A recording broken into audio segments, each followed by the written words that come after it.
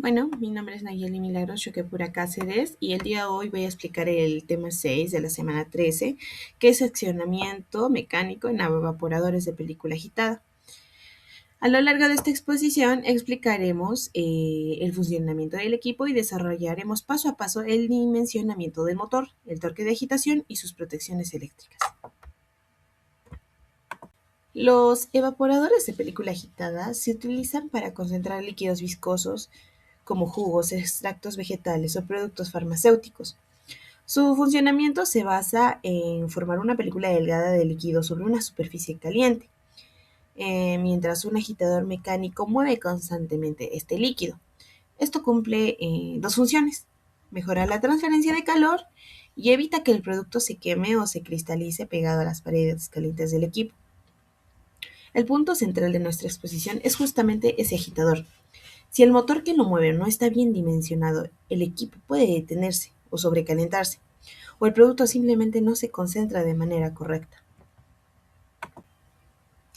Aquí vemos el esquema del equipo. Tenemos un tanque con una camisa de calefacción alrededor, que es lo que aporta el calor necesario para evaporar el agua del producto. En el centro hay un eje conectado a un motorreductor ubicado en la parte superior y unas paletas tipo ancla que agitan el líquido cerca de las paredes. El principio físico es el siguiente: el agitador barre continuamente las paredes calientes, formando una película delgada que aumenta el área de contacto y mejora la transferencia de calor.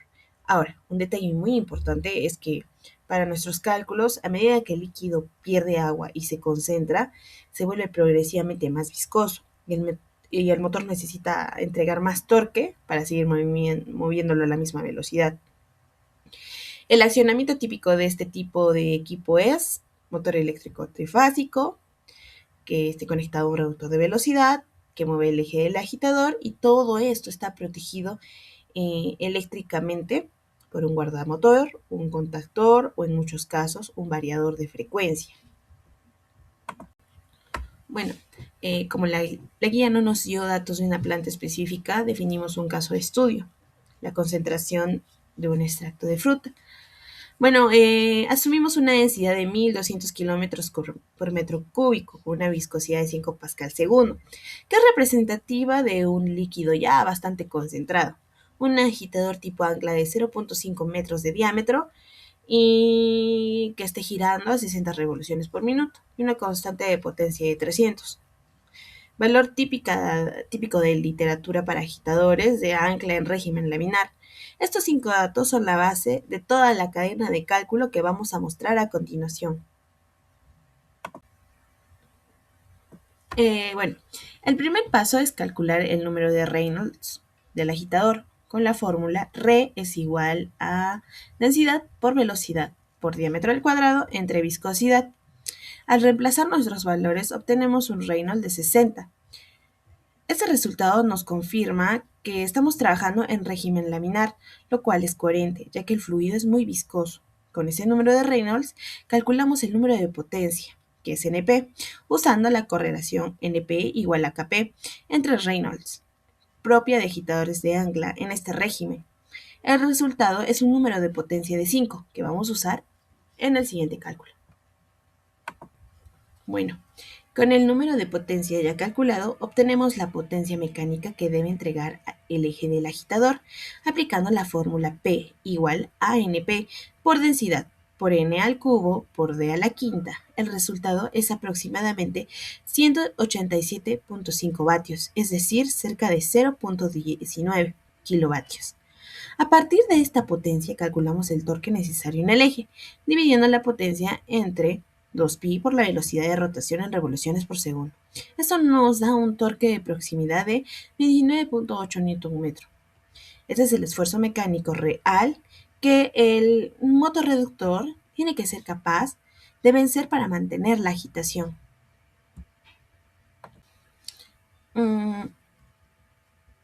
Bueno, es importante entender que la potencia mecánica que calculamos en el eje no es la que le exigimos directamente al motor, porque en el cambio hay también pérdidas.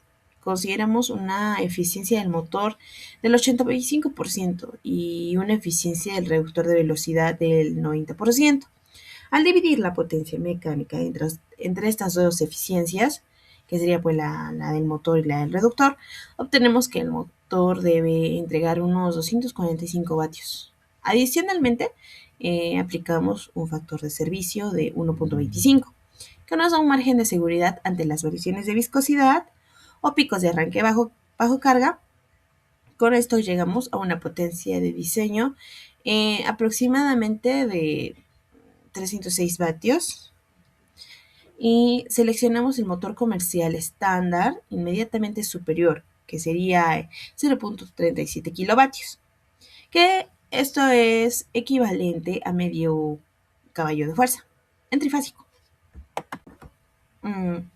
Una vez seleccionamos el motor, calculamos la corriente nominal que va a consumir en operación normal usando la fórmula potencia trifásica I igual a P entre raíz de 3 por voltaje, por factor de potencia y por eficiencia.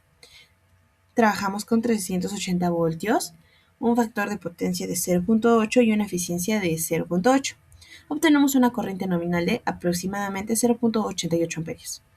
Este valor es fundamental porque es precisamente el que usamos para dimensionar las protecciones eléctricas que vamos a ver a continuación.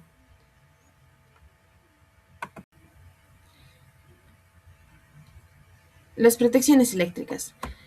Con la corriente nominal calculada, dimensionamos 3 elementos de protección.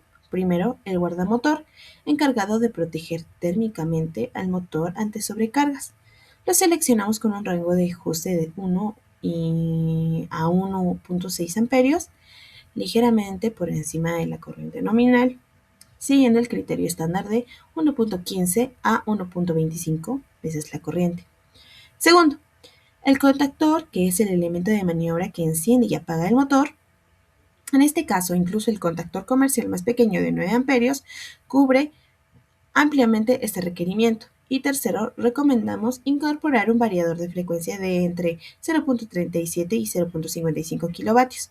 Esto no es solo una protección, sino una mejora de control que nos permite ajustar la velocidad del agitador en tiempo real, algo especialmente útil porque, como mencionamos antes, la viscosidad del fluido va cambiando conforme avanza la concentración. Este sería nuestro resumen de resultados. En esta tabla resumimos toda la cadena de cálculos que acabamos de desarrollar, desde el número de Reynolds de 60 y el número de potencia de 5, pasando por el torque de 29.8 Nm, hasta el motor de 0.37 kilovatios, con sus protecciones correspondientes. La dejamos aquí como referencia por si tienen alguna pregunta puntual sobre algún valor específico. Este tipo de dimensionamiento electromecánico es crítico en distintas industrias.